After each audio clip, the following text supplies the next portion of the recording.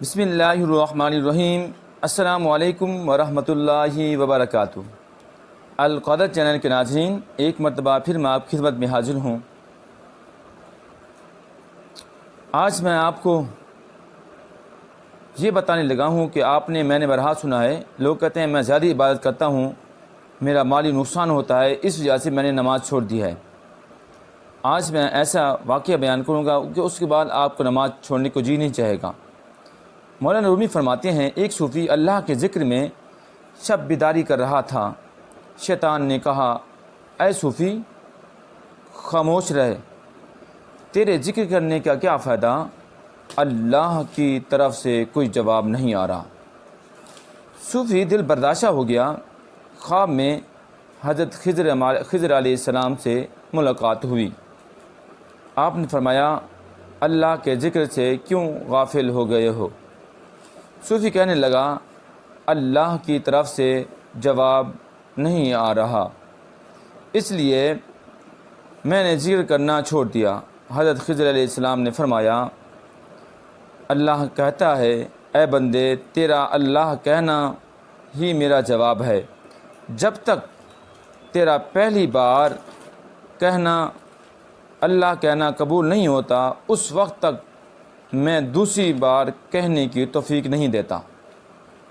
تو سامعین و ناظرین، بعض اوقات کسی سے پوچھیں کہ نماز کیوں نہیں پڑھتے، وہ کہتا ہے کہ یار مجھے ٹائم نہیں ملا، اس وجہ سے میں نے نماز نہیں پڑھی۔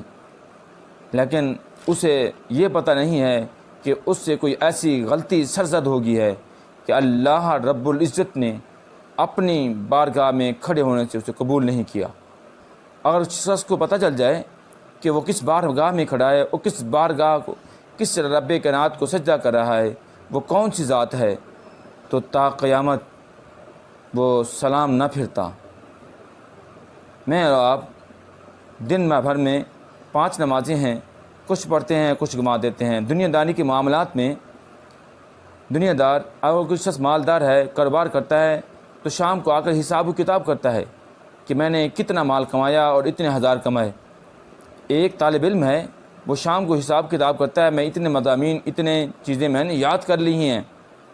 تو ہر شخص اپنے کاروبار کا شام کو حساب کرتا ہے کہ کاش یہ ہوتا کہ ہم اپنے اعمال کا محاسبہ کرتے کہ آج ہم نے کتنا قرآن پاک پڑھا ہے، کتنی نمازیں پڑھی ہیں، اور آقا کریم صلی اللہ علیہ وسلم پر کتنا درود پاک پڑھا ہے، اور کتنی مرتبہ کلمہ استغفار پڑھے ہیں، اور کتنی مرتبہ کلمہ طیبہ پڑھا ہے۔